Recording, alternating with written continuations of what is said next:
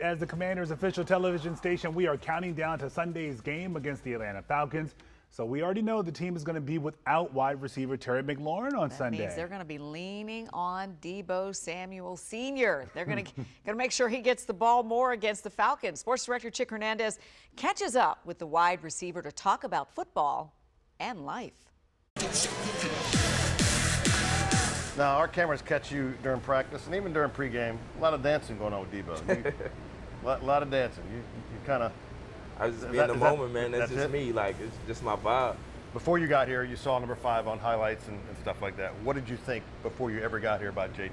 The same thing I think now. You know, him and Brandon Ayuk are really, really close friends. So, you know, kind of forced to watch him a good bit.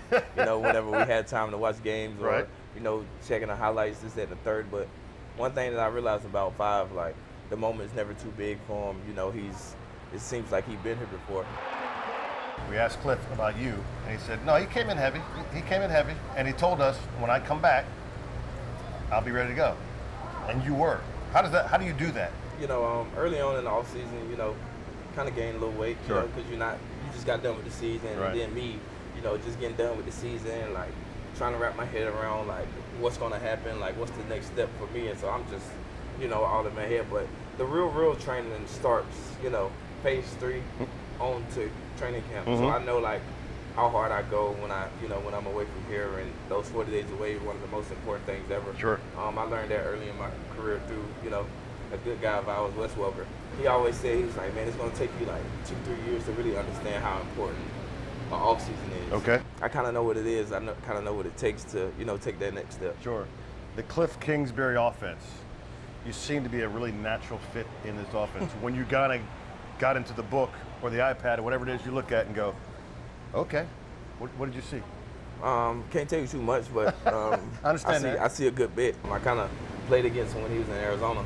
You know, we played each other twice a year, so yeah. I kind of got a glimpse of, kind of refreshed my memory about some of the things that he was doing on offense over there. Sure. How important was it to change the name on the back and the number?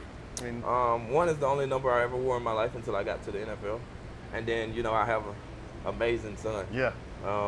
He's a junior, of course, but that means a lot, especially like me having my own seed, just watching them grow every day, and it's just things like that that just make me so proud. What was the perception of this franchise? I had no idea. Like when I was a kid, like I didn't even watch football. I just played. Wait a minute, what? Like I just played. I was a basketball player. I just loved playing basketball. So you didn't watch football? Not much. So when did football become a thing? I was watching Reggie Bush. That was the only thing I was watching. Okay, all right. He was at USC, like, because I played running back. Yeah. And like he was one of my favorite players, along with like once I started playing receiver, Julio Jones became one of my favorite. Pretty good one. I'm not a Julio Jones type player, but it was just like, all right, this dude's really good. Right, right.